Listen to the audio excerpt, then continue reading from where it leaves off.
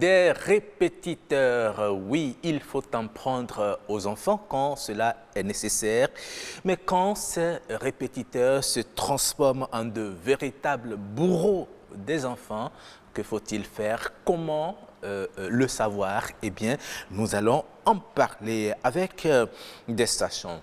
Madame Viviane Awassi-Tossou, bonjour. Bonjour, monsieur Akoinou. Vous êtes professeur d'espagnol. Oui. Merci d'avoir accepté notre invitation. En face de vous, il s'appelle Kevin Aounon. Vous êtes enseignant, mais répétiteur également. Oui. Vous êtes sur ce plateau en tant que répétiteur. Oui. Vous aurez à nous dire comment cela se passe dans les maisons, oui, et nous dire ce qu'il faut faire pour que les répétiteurs ne se transforment pas en ce qu'ils ne devraient pas être dans ces maisons. Exactement. Alors, Madame Awassi-Tossou, un répétiteur, qui est-il? Merci, monsieur Akoinou. Bonjour, chers téléspectateurs. Un répétiteur, comme le dit son nom, oui, il est chargé de répéter, de faire répéter à l'enfant pour qu'il assimile, bien sûr, les leçons, ce qu'il a appris à l'école. C'est son rôle. C'est pourquoi aujourd'hui, on ne prend plus n'importe quel répétiteur parce que l'approche par compétence étant ce qu'elle est, il faut des gens avertis qui connaissent le programme. Sinon, on risque encore de s'embourber dans des dérapages. Et ce serait exactement le contraire de ce que l'enfant a appris à l'école, et c'est du cafouillage. D'accord. Donc, c'est faire répéter à l'enfant pour qu'il puisse bien assimiler les leçons qu'il a apprises à l'école. Donc, à vous suivre, c'est à croire que le répétiteur doit avoir certaines qualités. Il doit forcément être un enseignant. C'est plus comme avant où les grands frères peuvent venir en aide aux jeunes frères, aux jeunes sœurs pour les aider. Aujourd'hui, le répétiteur doit avoir une formation. Le répétiteur doit forcément avoir une formation et connaître le programme. C'est important. Il y a des gens maintenant qui sont des enseignants qui ne peuvent pas encadrer leurs propres enfants parce qu'ils ne connaissent pas les réalités de l'approche par compétence. Donc il y a en dehors des leçons habituelles, des règles habituelles, il y a la méthodologie qui accompagne, forcément. Donc n'est pas répétiteur qui veut. D'accord. Alors, est-il indispensable, ce répétiteur, au renforcement de l'enfant? Bon, merci, M. Akoinou. Il faut avouer que même dans le bon vieux temps, il y avait de rares parents qui prenaient des répétiteurs. Mais aujourd'hui, c'est devenu la règle. L'enfant ne peut plus rien faire sans le répétiteur. On l'oblige à accumuler toutes les leçons. Il y a un qui a les moyens, il a pris le répétiteur dans toutes les matières, même en sport, éducation physique et sportive. Oui, il y a un espace qu'il a aménagé à la maison pour qu'il a dit, et il dit même au répétiteur, si vous venez, faites autant que vous pouvez. Et margez seulement le nombre d'heures que vous avez eu à exécuter. Est-ce parce qu'il a les moyens ou bien parce qu'il est soucieux que l'enfant soit... On pense qu'on est soucieux, mais en réalité, on est en train de le tuer. La belle preuve, c'est que cet enfant, il n'a pas excellé en classe. Il n'a pas une bonne note en classe. Et il l'a amené chez un psychiatre parce que le résultat était si faible. Alors qu'on a investi dans toutes les matières. Et surpris, il l'amène chez le psychiatre. Le psychiatre dit, mon enfant, qu'est-ce qui se passe? Il a dit, ils veulent me tuer, monsieur le docteur. Tu ne peux même pas souffler. À peine tu rentres, ding-gong, c'est un sonnerie qui sonne. C'est mathématique qui vient, c'est anglais, c'est ceci. Je ne n'arrive même pas à manger. Arrivé à l'école, je dors. Il dort tout simplement. Et on a dû réduire avant qu'il ne puisse s'en sortir. Donc, si on ne fait pas attention, comme on le dit en fond là, on va vouloir dorloter l'enfant, mais on va le tuer. Donc, à vous suivre également, on a l'impression qu'il ne faudrait pas que les parents prennent des répétiteurs pour le simple souci que l'enfant ait un bon niveau. Il faudrait que cela soit une recommandation faite par l'un des enseignants de cet apprenant, si je vous comprends bien. À tout prix. Ce n'est pas la mode. Ce que tout le monde veut copier là, ce n'est pas la mode. Il y a, par exemple, des enfants qui s'en sont sortis sans répétiteur. Il y a un qui a commencé l'école, son papa a dit, il n'y aura pas de répétiteur. Et s'il veut s'amuser un jour, on le laisse. Mais jusqu'au baccalauréat, il m'a mentionné bien. C'est en terminale qu'il a dit, appelez-moi un professeur de sciences physiques et technologie. J'ai des questions à lui poser. On a senti le besoin, on l'a appelé pour 2 mois. il a posé certaines questions, Ouais. mais il s'en est sorti. Tout à fait. Il y a un autre qui a dit, je ne veux pas les voir ici. Je ne veux pas les voir ici. Mais si je veux jouer, laissez-moi jouer. Je vous donnerai le bac. Et il a apporté le bac. Donc, il faut voir les besoins de l'enfant. Ouais. Et il faut aussi le suivi. Avant d'engager... Attention, il ne faut pas le livrer. D'accord. On en vient. Bon, on va en venir tout à l'heure. Et là, je me tourne vers le répétiteur. Alors, Monsieur Aounou Kevin, dites-nous comment ça se passe dans les maisons. D'abord, comment êtes-vous devenu répétiteur? Est-ce le parent qui vous a contacté? Est-ce l'enfant qui vous a recommandé à son parent? Ou bien comment êtes-vous devenu répétiteur? D'abord, vous savez, Madame Awassi a dit tout à l'heure, il faut engager un répétiteur lorsque le besoin se fait sentir, lorsque l'enfant demande en fait, lorsque l'enfant dit qu'il a besoin de répétiteur. Étant donné que j'interviens dans les classes, je donne des cours dans les écoles, vous savez, tous les élèves n'ont pas la capacité d'assimiler les cours d'un seul coup. Okay. Il y en a, c'est progressivement, ils parviennent à comprendre les notions. Donc, lorsque on fait les cours, on leur fait les cours en classe et qu'ils voient qu'ils n'ont pas bien assimilé, ils peuvent dire j'ai besoin de répétiteur. Ils vont le dire à leurs parents. Maintenant, le parent va dire où est-ce qu'il faut aller trouver le répétiteur. Mais étant donné que lui ne connaît pas assez de répétiteurs, assez de personnes qui sont compétentes dans le domaine, ils sont obligés de se tourner vers celui qui leur fait cours en classe. Donc c'est sur ce point que certains parviennent à m'engager en tant que répétiteur. Mais dans le lot, il y a également d'autres. Entre eux, ils se recommandent en fait des répétiteurs entre eux. Parce que, Entre apprenants. oui, entre apprenants. Donc c'est pas là que je parviens à être accepté. D'accord. Et lorsque vous avez été engagé comme répétiteur dans la maison, bon, vous êtes certainement, vous aidez les enfants à faire des cours de répétition dans plusieurs maisons. Oui. Comment ça se passe dans les maisons? Quand vous venez, vous restez dans la chambre. Est-ce qu'il y a une salle aménagée pour les études à la maison ou bien c'est au vu et au su de tout le monde dans la cour que vous le faites? Bon, ça dépend en fait de la maison. Vous avez, il y a des maisons où ils n'ont pas d'espace spécial aménagé pour les répétitions. Pendant ce temps, il y a d'autres qui ont d'espace uniquement aménagé pour les répétitions.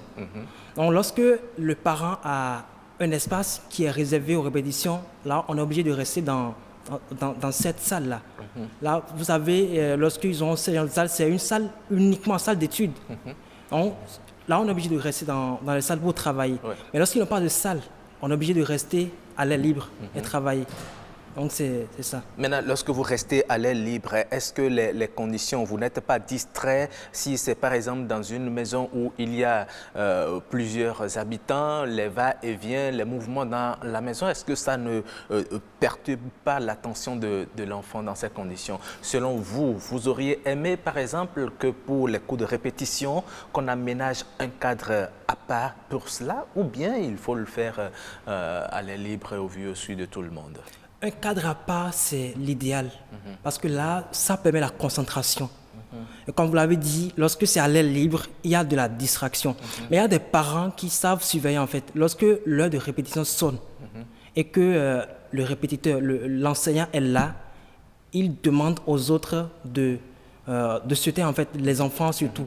Mais le problème c'est que lorsque c'est une cour commune, lorsque c'est dans une location, là c'est un peu compliqué. C'est plus compliqué. Parce qu'on ne peut pas demander aux autres de se taire, non, c'est pas comme ça. Mais si c'est dans une maison propre aux parents, là ils savent contrôler, demander aux enfants de garder le calme afin que le travail se fasse d'abord. D'accord. Alors, Madame Awassi Torsou, quel est le cadre qu'il faut pour les cours de répétition? Étant donné que les conditions ne sont pas réunies à la maison, quel est le minimum qu'il faut réunir pour les cours de répétition à la maison? Merci, M. Akoyenou. Bon, le minimum, comme l'a dit M. Arounon, c'est que ça soit un cadre approprié. Rien que pour l'activité-là. Les enfants déjà qui sont très distraits aujourd'hui, ils ne veulent pas faire ce qu'on leur demande, c'est ce qu'on ne leur a pas demandé, que c'est de ça qu'ils veulent exceller. Donc le cadre idéal, c'est que ça soit un cadre approprié. Bon, on fait la politique de ses moyens. Comme il a dit, s'il n'y a pas d'autres moyens, on le fait à l'air libre, mais en prenant beaucoup de mesures. Le répétiteur est obligé de demander le silence, la concentration tout le temps, chaque fois. Des parents mettent les moyens, font du silence à côté. Ouais. Mais c'est très difficile si c'est à l'air libre. C'est très difficile. Donc vous aurez... Le cadre idéal, oui, c'est que ça soit un cadre approprié, rien que pour la répétition. D'accord.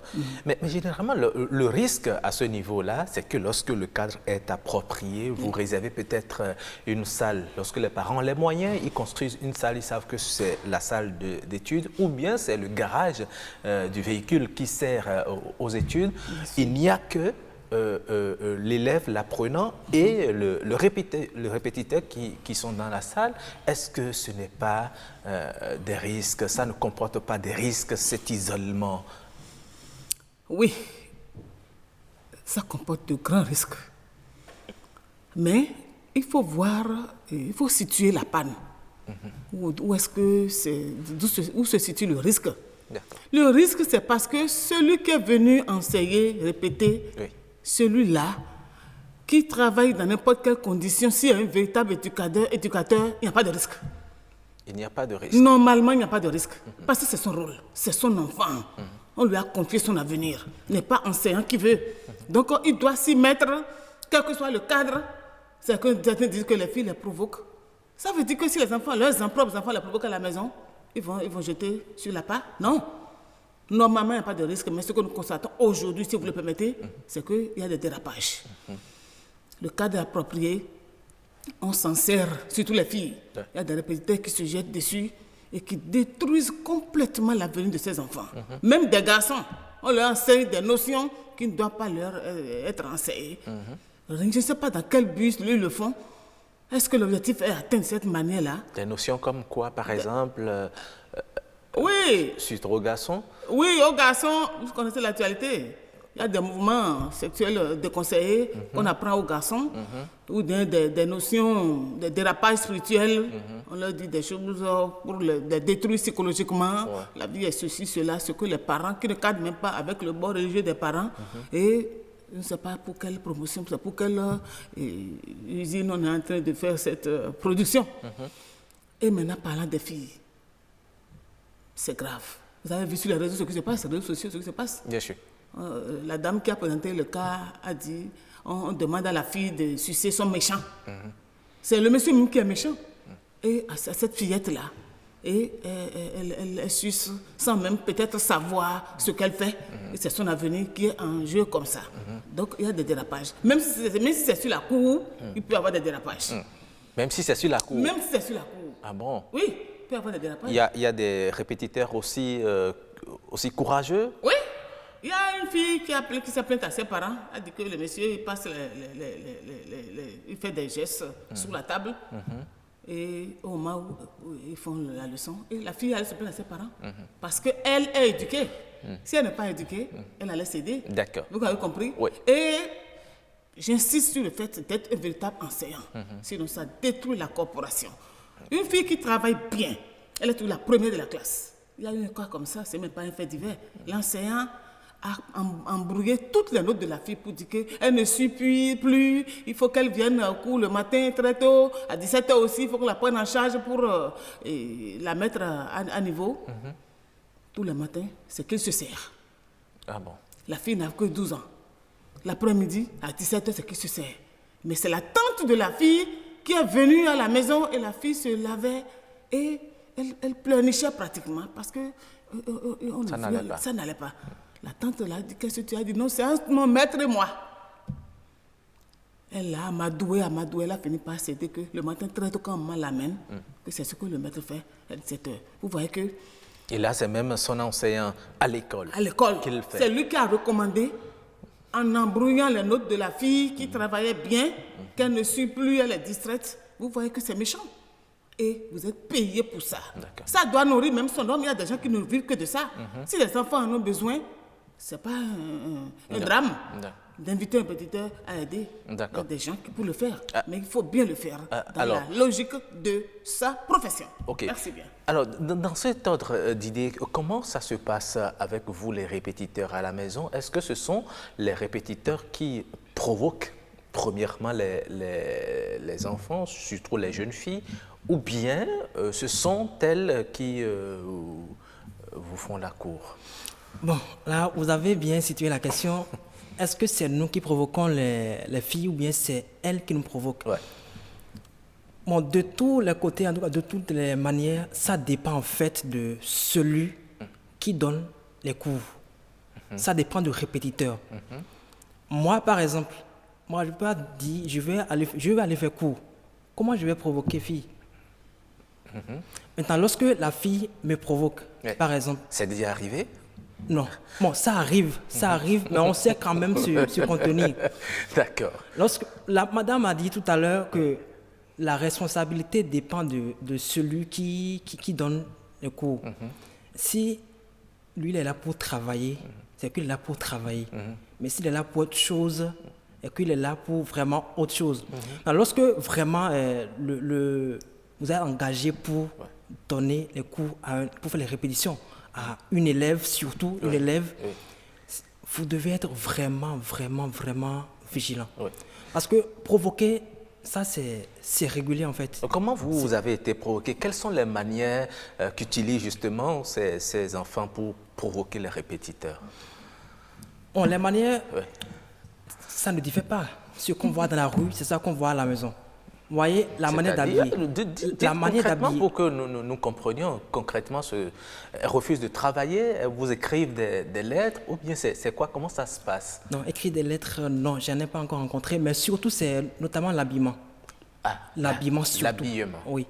Vous allez voir, moi, je ne sais pas si les parents ils contrôlent vraiment, mais comment on peut être à la maison, vouloir travailler et permettre à son enfant de porter, je ne sais pas, tenue sans taille.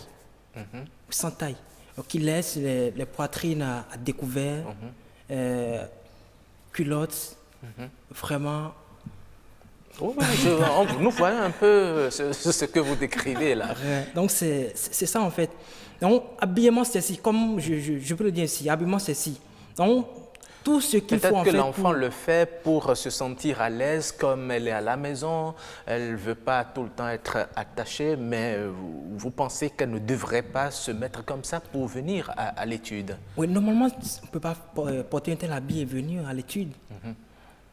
L'étude, l'étude est dans un cadre d'éducation, un cadre professionnel.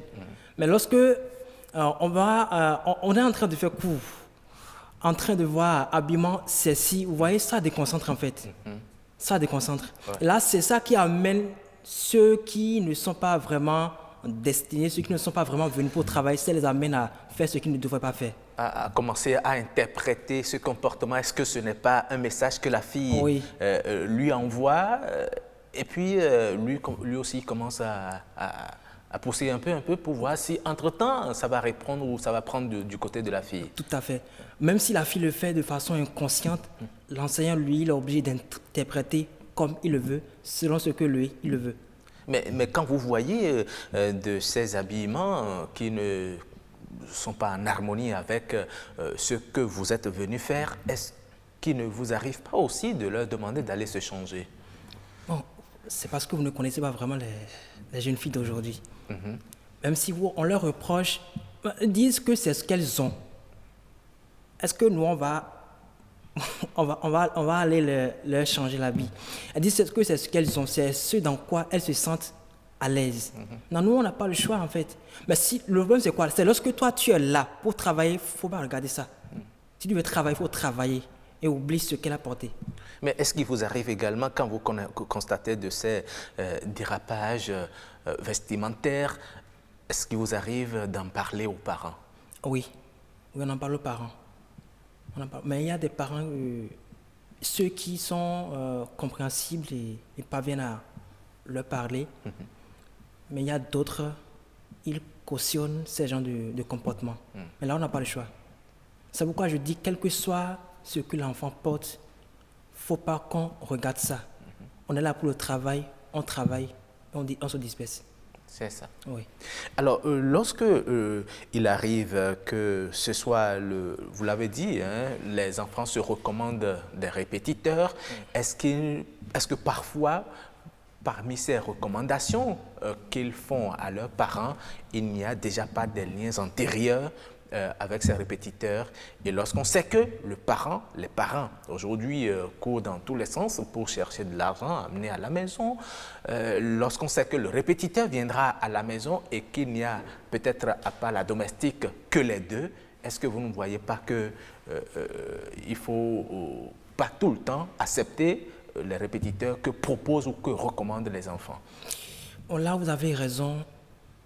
Laisser l'enseignant, l'élève fille surtout, uniquement, sans un surveillant, c'est un peu risqué. C'est un peu risqué. Oui, c'est vraiment un peu risqué. Parce que les parents doivent également vraiment essayer de surveiller. Éviter... surtout, ce que je veux dire, ça dépend. Ouais. Je dis, ça dépend en fait de l'enseignant. Même si les parents ne surveillent pas, tout dépend en fait de l'enseignant en fait. Tout dépend de lui. D'accord, très bien. Tout dépend de lui. Alors, nous allons voir un peu ce que les téléspectateurs, les citoyens rencontrés dans la ville de Cotonou pensent de cette affaire des répétiteurs qui deviennent des loups dans les maisons. Qu'est-ce qu'ils pensent? Eh bien, nous les écoutons. Ça dépend de ce que les élèves ou les étudiants, ce qu'ils veulent, quoi. S'ils sont conscients, donc là, ça peut aller, quoi. Tu ne peux pas porter des trucs menus, ou bien tu vas porter des sentailles, des soutiens-gorge pour étudier avec un professeur qui a déjà l'âge mature. Donc c'est ça qui provoque les professeurs à les draguer ou soit à les violer. C'est ça qui donne l'envie aux professeurs. Je leur conseille de porter quelque chose qui peut couvrir leur corps. Parce que tout se passe dans la tête. Donc si tu ne vois pas la chose, ça ne peut pas t'inciter. Si tu engrosses ma fille, tu vas au tribunal, on va te juger. C'est pas normal. Non, c'est pas bon. C'est le niveau des enfants qui fait qu'on doit prendre un répétiteur. Mais un enfant conscient n'a pas besoin de répétiteur. Moi, je n'ai jamais eu jusqu'à l'université. Nous avons répétiteur dans répétiteur. Il y en a qui, excusez-moi, ne maîtrisent pas bien ce pourquoi ils sont recrutés et parfois vous faites un tour pour voir ce qui a été fait et ce n'est rien d'autre que des fautes au tableau que vous voyez. Donc ça veut dire que déjà ça pose un autre problème. Autre chose, il y en a qui, excusez-moi, sexuellement n'arrivent pas à se contrôler, surtout avec les filles. Et lorsque vous vous laissez entièrement à ce genre de trucs, ça peut aussi conduire vers les dérives. Et donc, dans tous les cas, si vous faites confiance à un répétiteur, il faudra forcément avoir un mécanisme de suivi pour voir si la qualité de ce qu'on délivre est acceptable et également pour voir si le répétiteur a un comportement socialement responsable. Voilà, nous avons entendu beaucoup de choses, comment surveiller justement ces répétiteurs. Déjà, vous l'avez dit, avec le programme Approche par compétence, il n'est pas possible pour le parent, un simple parent qui n'est pas un enseignant, d'encadrer son enfant. Aujourd'hui, on dit qu'il faut installer un mécanisme pour suivre justement ce que fait le répétiteur. Il y a également des répétiteurs qui viennent faire des fautes à la maison. Dites-moi, nous, madame, par quel mécanisme peut-on éviter tout ça? Merci, M. Akoinou. Cette question interpelle les parents. Vous savez, en général, il y a une expression qui circule du bout des lèvres aujourd'hui, les parents ont démissionné. Oui. Nous avons démissionné aussi dans ce domaine. Vous voyez, M. Akouno a dit tout à l'heure, il y a des parents, quand il leur dit que leur fille a porté mini, on va t'arracher ton job tout de suite. Toi, tu es venu pour ça? C'est quoi? C'est la mode, non? C'est ceci, cela. Alors que ça frise la sensibilité de l'autre. Il est en femme quand même. Et tu portes ça pour le provoquer? S'il n'est pas responsable, assez consciencieux de sa profession, il peut dérailler. Donc, comment suivre? Nous devons suivre en tant que parents nos enfants dans tous les domaines. J'ai dit dans une de mes interventions qu'il ne faut pas le livrer au répétiteur comme on a l'habitude de le livrer au domestique, c'est fini, on paye déjà et c'est fini. Il faut suivre ce qui se fait, comme l'a dit le téléspectateur. Il faut suivre aussi ses comportements. Un monsieur voulait engager un répétiteur, il l'a rencontré dans la rue, en train de draguer une fillette là. Et il dit, ne viens plus demain, je ne vais plus te prendre. Oui. Il faut même faire des enquêtes autour de lui. Dans son école, avant de le prendre. Et quand il vient, il faut venir à des heures indues à la maison. Il faut le surprendre. Et il faut mettre un petit mécanisme de suivi pour ne pas aller dormir sur ses lauriers. Parce que tout peut arriver. Des caméras cachées. Tout ce qu'il faut. En matière d'enfants, rien n'est à laisser. Tout est à mettre en place pour ne pas rater l'objectif au fait. Donc, on va au boulot, on appelle Yakou, une tante, faites tout dans la maison, voyez si le bébé est arrivé, comment ils sont en train de travailler. Il y a même des parents qui incitent l'enfant à provoquer l'enseignant. J'ai un collègue qui a subi ce cas-là. Pourquoi? Parce que... Raccompagne ton professeur, non? Va donner à... Parce que le professeur est un bel homme. Il est beau, il est bel homme.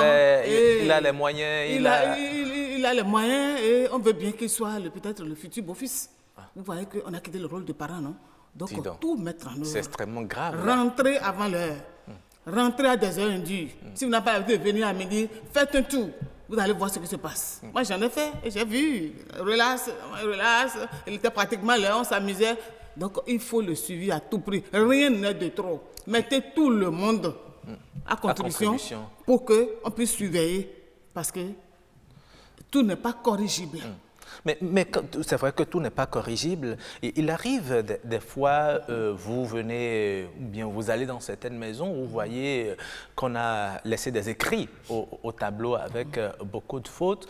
Le parent qui n'est pas lettré, comment peut-il suivre intellectuellement son enfant, savoir qu'aujourd'hui, ils ont eu à faire ci, ils ont eu à faire ça, et que c'est du bon boulot que le répétiteur est venu abattre? Oui, aujourd'hui, c'est un drame.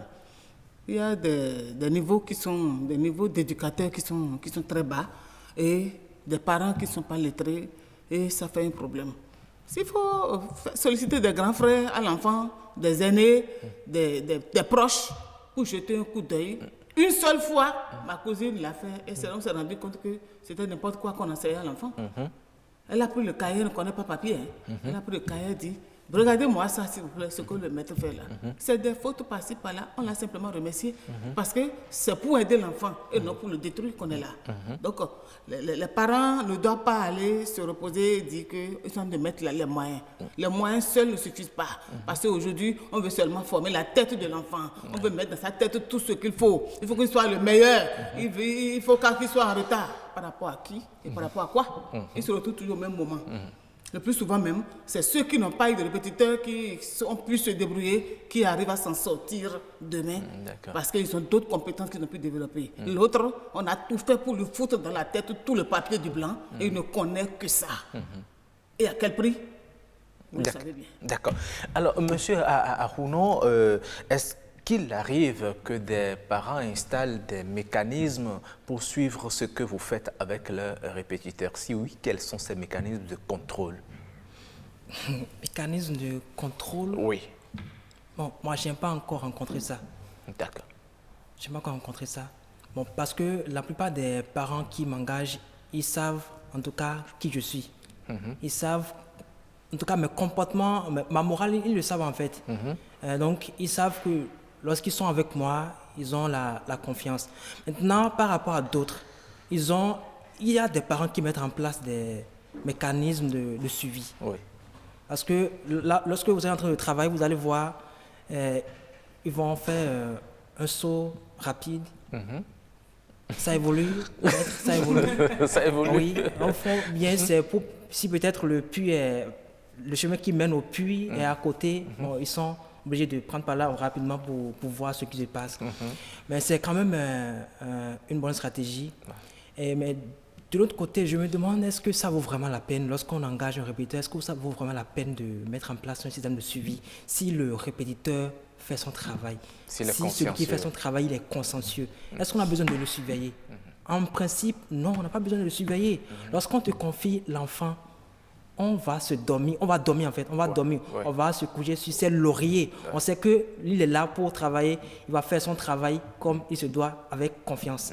Il n'y a rien à se reprocher en fait.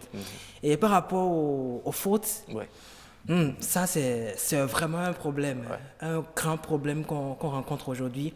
Un enseignant qui fait son travail, on voit, c'est assez de fautes au tableau. Vraiment, c'est pas la peine. Parfois, ce sont les enfants aussi qui corrigent leurs professeurs et qui vont parfois dire à leur papa ou à leur maman, franchement, le répétiteur là, moi, je ne veux plus de lui. Hein. Vous venez aussi, vous constatez, c'est un français approximatif avec tellement de fautes. Moi, vraiment, non, ça c'est... Bon, ça... Si vous faites bien vos enquêtes, vous allez constater que ceux qui commettent ces genres de fautes, que ce soit côté sexuel, côté faute, vous allez voir, ce ne sont pas des gens qui sont vraiment dans le métier.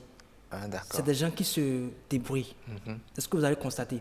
Mais si c'est vraiment un enseignant qui fait son travail, qui est vraiment du domaine, c'est de ça il vit, vous n'allez pas voir ces genres de fautes. Vous, par exemple, vous êtes dans le journalisme. Bien sûr. Lorsque c'est des choses qui tentent à vous dévier du chemin, lorsque ça vient, vous n'allez pas tomber dans ces pièges-là. L'enseignant également, lorsqu'il vit de ça, vous savez que vous vivez de ça. L'enseignant également, lorsqu'il vit de son travail, il vit de la craie. Donc lorsque des choses qui vont foutre son travail en l'air surviennent, il est obligé de se contrôler et pour ne pas tomber dans ces fautes, des fautes professionnelles. Oui. D'accord, c'est une faute professionnelle. Oui. Mais vous savez, c'est vrai, on a parlé de ces cas de répétiteurs qui harcèlent les enfants, qui sortent même avec elles, jusqu'à même les engrosser. Parfois, c'est déjà arrivé et le parent, qu'est-ce qu'il a fait? Il a dit, il n'y a rien à faire, tu te maries avec ma fille, je te la donne cadeau. Et c'est comme ça, la fille a trouvé un mari et elle est partie. Mais vous savez, il y a également de ces répétiteurs qui deviennent des éclaireurs pour des cambrioleurs. Ils sont dans la maison, mais en réalité, ils sont là pour calculer les heures d'arrivée, de sortie, les mouvements de la maison. Et puis, ils sont généralement dans des loges et après, ils donnent les informations. Comment identifier que tel enseignant ou tel répétiteur n'est vraiment pas celui qu'il faut pour les enfants à la maison? Parfois, ils présentent des visages d'anges, on ne sait pas. Merci, M. Akoinou. Je vais reculer un peu pour répondre à votre question. Ça pose en général un problème d'éducation. Si la personne est bien éduquée, il y a son honneur à sauvegarder. En dehors de son gagne-pain à sauvegarder, il y a l'honneur. Aujourd'hui, maintenant, ce thème-là a disparu. Le thème d'honneur. Sinon, en principe, on n'a pas besoin de surveiller, comme il l'a dit. On te confie un travail. Dans tous les domaines aujourd'hui, tu confies quelque chose, tu es obligé de surveiller. Parce qu'ils sont payés pour ça, mais ils ne veulent pas faire le travail pour lequel ils sont payés. Donc ça pose un problème d'éducation. Parfois, vous les voyez, ils sont sur le téléphone. Éduquons nos enfants pour qu'ils puissent sauvegarder d'abord l'honneur de leur famille, leur propre honneur et l'honneur de la nation. Parce que quand on a des gens qui se respectent, qui respectent leur contrat, ou qui n'ont pas de petits contrats, quand ils disent que c'est noir, la nation va évoluer. Donc ça pose un problème d'éducation. Deuxièmement, on n'est pas l'éducateur qui veut.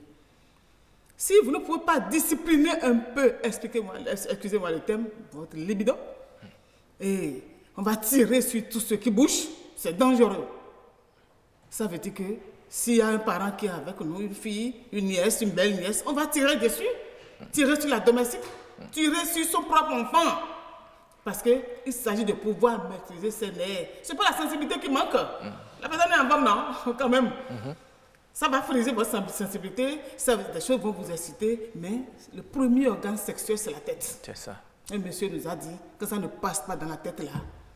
Elle peut être même la plus belle de la planète. Ça ne bouge pas. Ouais. Ça ne bouge pas chez lui. Ça, c'est vrai. Il faut qu'on puisse se maîtriser.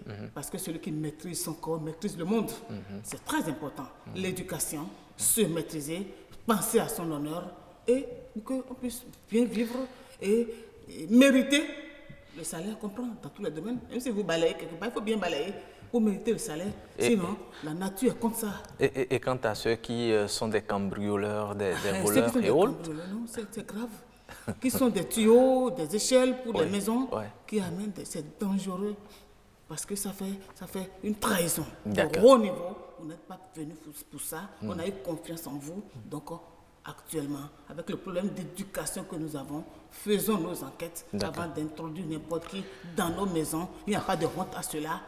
C'est l'actualité. Absolument. Oui. Très bien. Nous allons passer à la lecture de quelques messages que nous ont envoyés les internautes. Nous avons un message de Fifamen Galono qui dit, concernant le sujet, « Je pense que les cours de répétition devraient se dérouler au vu et au su de tous, ou tout au moins dans un lieu pas trop éloigné.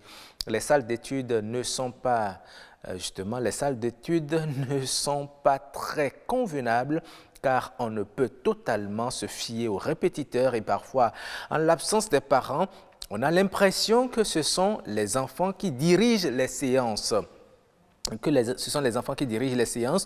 Il ne s'agit pas d'être tout le temps présent lorsque le répétiteur est là, mais de faire suivre les séances dans un environnement pas trop isolé. Personnellement, toutes les fois que j'ai eu un répétiteur, on travaillait sur la terrasse et quand mon père était à la maison, il était là et observait ma tenue et celle du professeur pendant les séances. Il appréciait également l'ambiance et mettait des barrières quand il sentait qu'il le fallait. Les répétiteurs entraient très rarement. Ils ne dépassent pas la véranda. De plus, l'éducation donnée aux enfants pourrait les aider à signaler automatiquement un professeur dont le comportement sort du cadre du travail ou tend vers de mauvaises pratiques. C'est ce que je pense. Il y a Diane Zodéogan qui dit « Prendre un répétiteur de nos jours s'avère indispensable, surtout pour les parents qui sont souvent occupés par le quotidien. Le défi à relever, c'est le suivi aussi bien des cours donnés par ceux-ci et surtout le type de relation qu'ils entretiennent avec les apprenants, nos enfants. Pour y parvenir, il faut avoir un sens de l'observation et arriver à dégager un peu de notre temps, surtout lors des séances.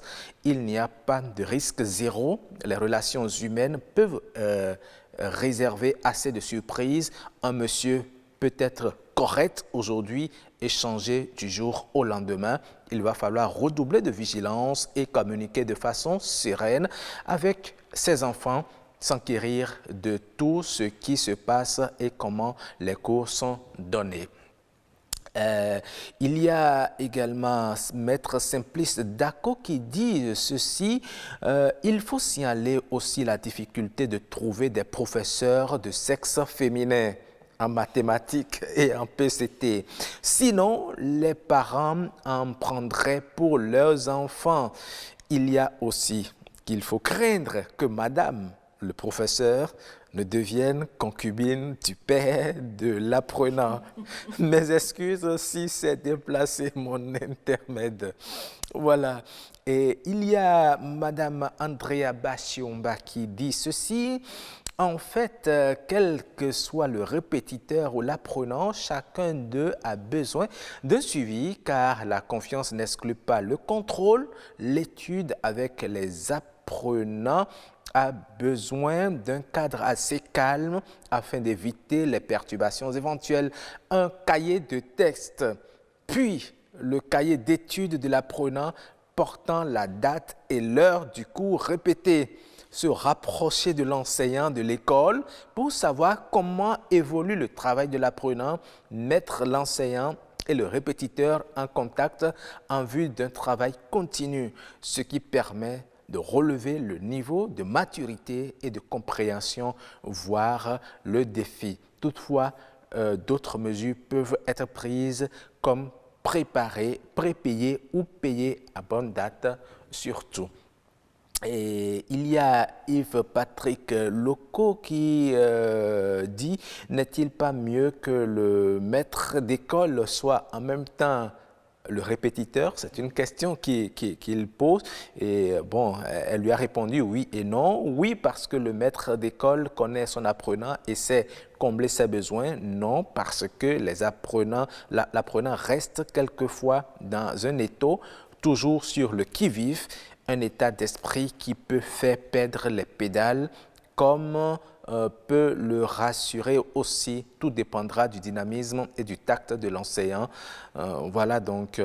Et il y a professeur Moussileo Mostafa Akbalara qui dit « Je pense qu'un enfant n'a pas à imposer un répétiteur aux parents. Il exprime son besoin de renforcement dans des domaines donnés et les parents apprécient et s'organisent pour trouver de répétiteurs capables de l'aider. Il n'y a pas d'a priori, mais le processus doit être soit contrôle discret, permanent. Si des écarts s'observent, il ne faut pas hésiter de mettre un terme aux prestations de se solliciter. » Et il y a Carole Betty qui dit « Pour ma part, il n'est bon de chercher un répétiteur du sexe féminin. Sinon, bonjour aux dégâts dans ce foyer. Mais quel qu'en soit le sexe du répétiteur, les parents doivent toujours avoir un œil sur le répétiteur et sur l'apprenant. Et même si les parents doivent être absents, ils doivent nécessairement mettre quelqu'un pour jouer ce rôle. On doit s'assurer que le répétiteur ne devance pas l'emploi du temps de l'enseignant. » Voilà assez de messages que j'ai pu partager avec vous.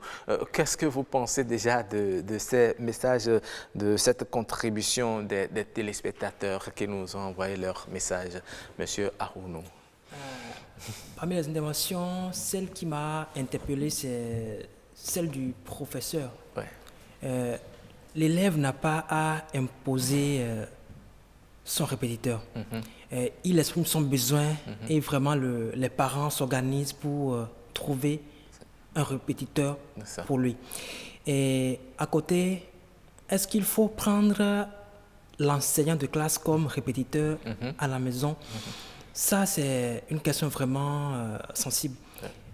Mais moi, je pense qu'il ne faut pas prendre l'enseignant de classe. Parfois, ce sont les enseignants, même quand ils savent que les parents de l'enfant ont un peu de moyens, ils font tout pour torpiller peut-être la copie de l'enfant. Lui dit à tes parents de me prendre comme répétiteur. Et puis, à la fin du cours, il les prend soit à l'école. Et après, on constate que le niveau de l'enfant a repris de plus belle. Alors que ce n'est pas ça. Ça, c'est de la manipulation. Ça, ce n'est pas objectif. Il ne faut pas prendre l'enseignant de classe. Je conseille en fait ça. Il ne faut pas prendre l'enseignant de classe.